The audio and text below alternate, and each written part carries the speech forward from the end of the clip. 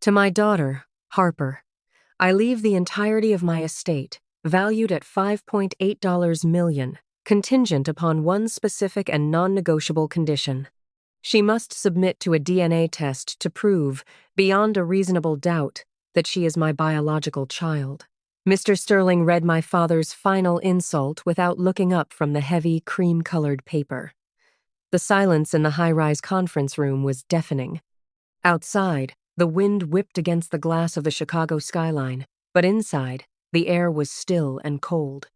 Across the mahogany table, my sister Chloe didn't look sad. She laughed. She actually threw her head back and laughed, a sharp, cruel sound that bounced off the expensive wood paneling. She pulled out her iPhone 15 Pro, hit record, and pointed the camera lens right at my face, waiting for the tears, waiting for me to break down. My mother, Victoria, covered her mouth in a performance of fake shock. "Oh, my God," she whispered, looking at the lawyer, but I saw her eyes. They weren't wet with grief. They were darting back and forth, scanning the documents on the table. She was already calculating. She was mentally spending the money she thought I was about to lose. They thought this was the moment I was destroyed. They saw me trembling in my oversized cardigan and assumed I was terrified of the truth. They saw a woman who looked weak.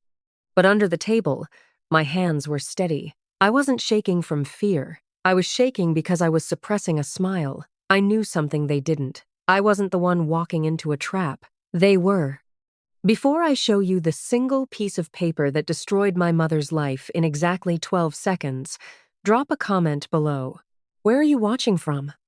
And have you ever had a secret so dangerous it could burn your entire family to the ground? Let me know.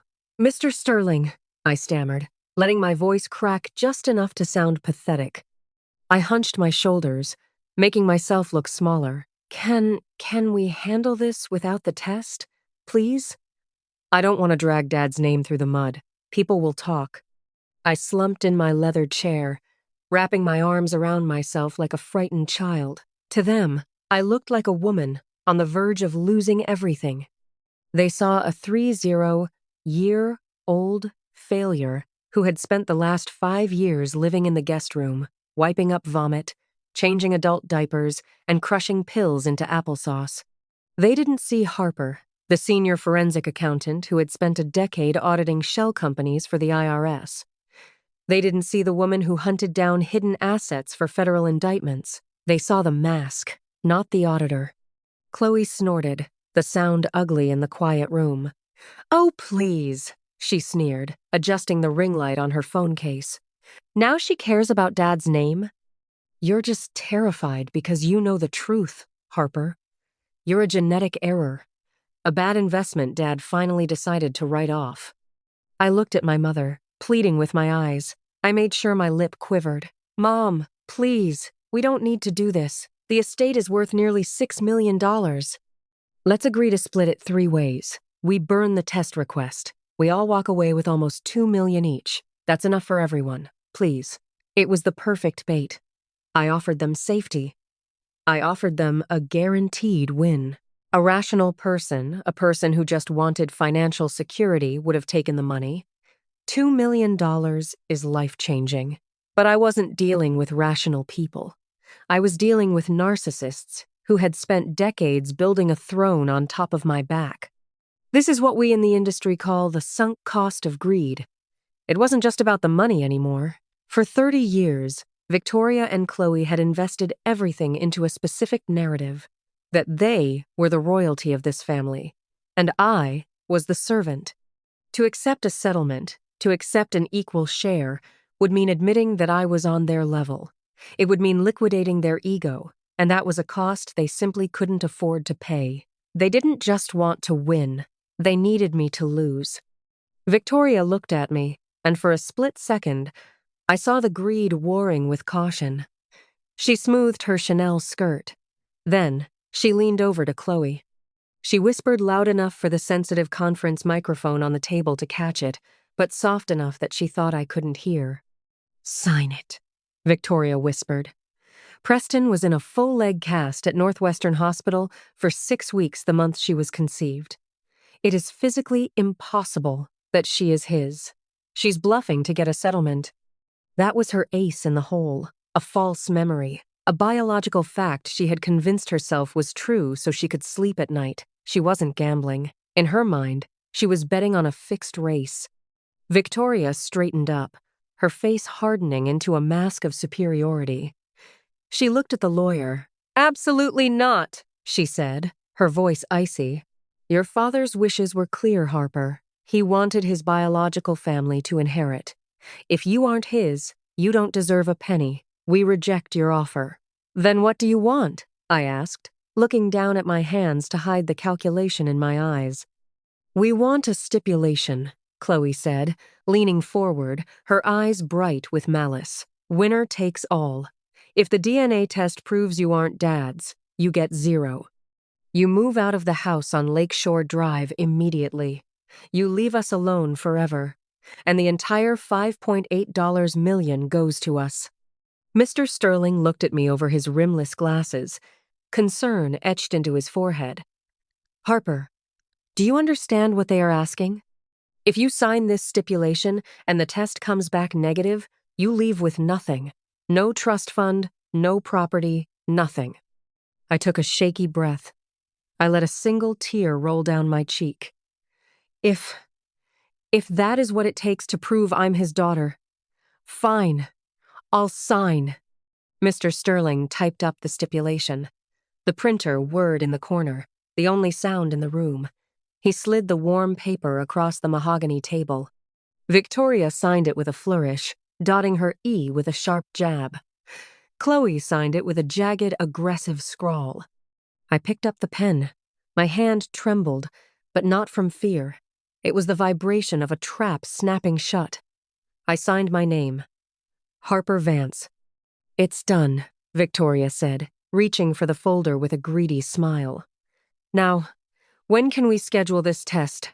I want it done by Monday." I set the pen down. The act was over. I stopped slouching. I stopped shaking. I rolled my shoulders back and sat up straight. I looked up, and for the first time that day, I let them see my real eyes, cold, calculating, dead.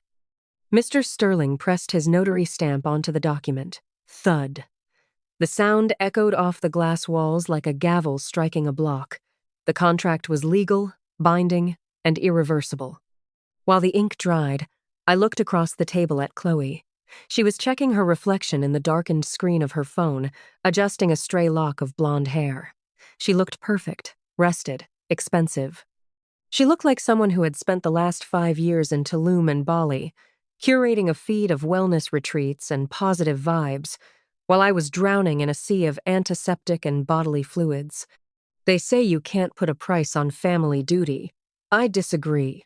As a forensic accountant, I put a price on everything.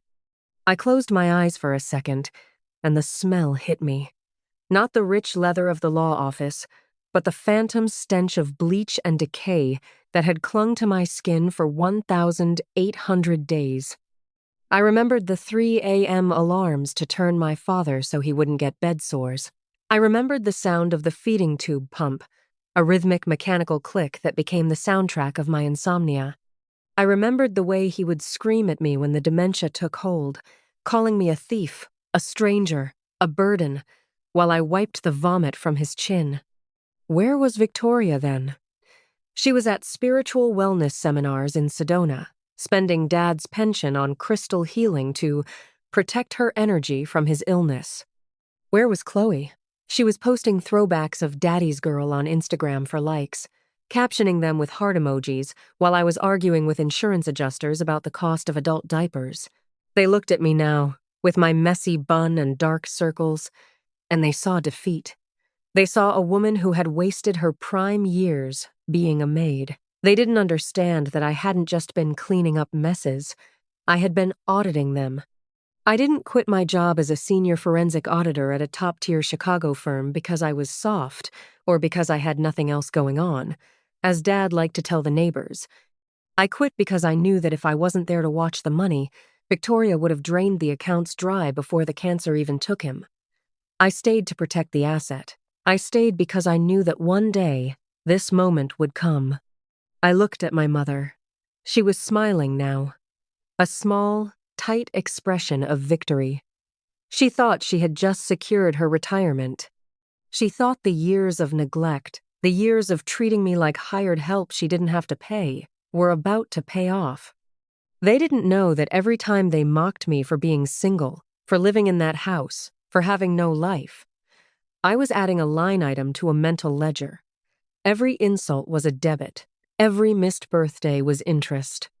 This $5.8 million wasn't a gift. It wasn't a windfall.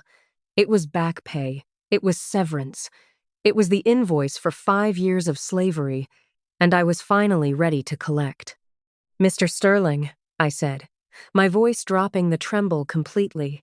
I smoothed it out into the cool, professional tone I used when testifying in federal fraud cases. "I don't need 7 days." Victoria frowned, confusion flickering behind her eyes. "What do you mean?" "I mean, I don't need a week to get a DNA test," I said, reaching into my battered tote bag. I prepared for this. I reached into my bag, but I didn't pull out a tissue to wipe away my tears. I pulled out a heavy, cream-colored envelope sealed with red security tape. I slid it across the mahogany table until it rested directly in front of Mr. Sterling. "Sir," I said, my voice steady, "this is a certified medical examiner's report, notarized this morning at 8 a.m. It contains a comprehensive genetic analysis comparing my DNA, Chloe's DNA, and the post-mortem samples taken from my father during his autopsy." Mr. Sterling looked at the envelope, then at me. He saw the change. The slumped shoulders were gone. The fear was gone. He picked up the envelope, slit the seal with his letter opener, and pulled out the documents. The room was silent, save for the hum of the air conditioning.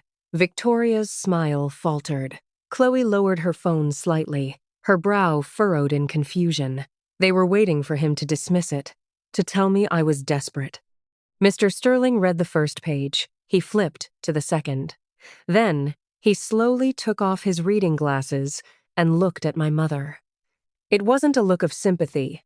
It was a look of professional horror. That look was all the validation I needed.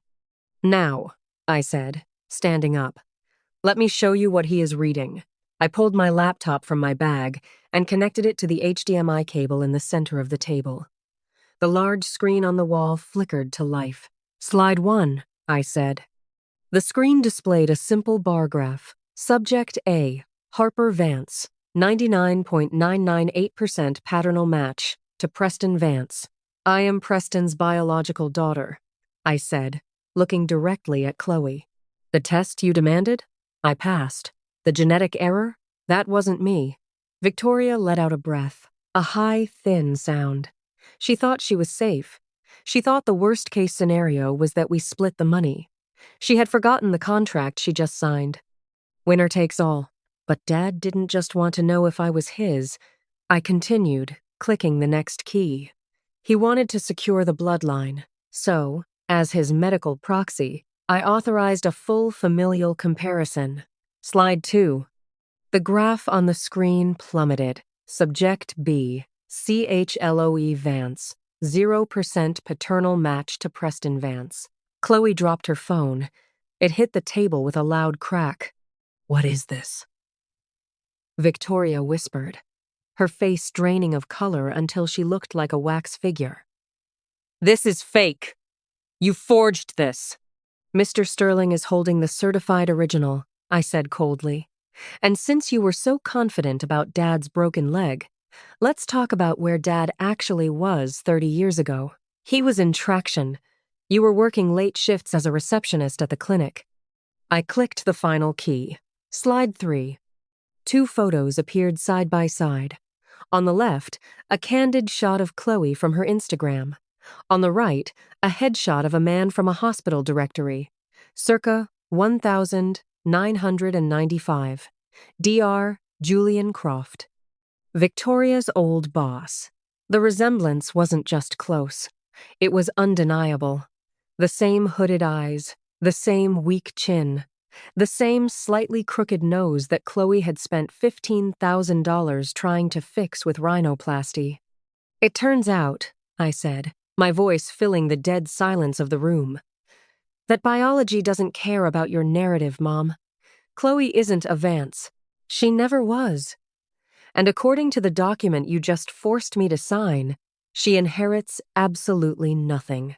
Fine, Victoria snapped, her voice trembling with a mixture of rage and panic. She shoved the folder away from her as if it were radioactive. Keep the estate, keep the house, keep the stocks.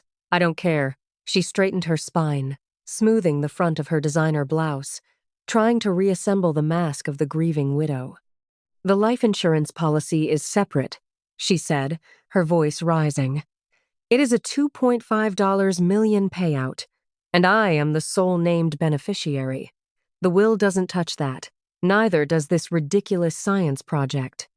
She looked at Mr. Sterling, desperate for validation. Tell her, Charles, the insurance is mine.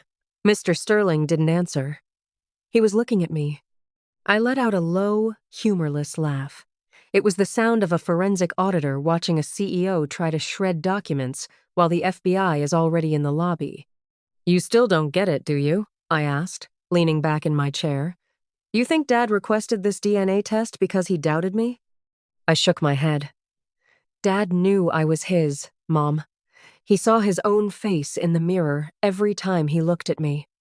He didn't demand this test to prove who I was. He demanded it to prove who you are.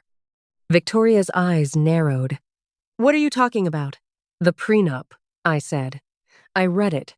Dad couldn't divorce you while he was alive because the prenuptial agreement you signed 30 years ago had no infidelity clause. If he left you, you would have taken half his business and the house. He was trapped. So, he built a Trojan horse. I tapped the laptop key again. A new document appeared on the screen. It was a scanned copy of the life insurance policy, dated 1994. Dad didn't update his will to hurt me, I explained, my voice clinical. He did it to create a post-mortem legal trigger. See Section 8, Paragraph C? It's a standard moral turpitude clause, common in high-value policies from the 90s. I pointed to the screen. If the primary beneficiary is proven to have engaged in deceptive practices regarding the fundamental structure of the domestic union, specifically paternity fraud, the policy is voidable.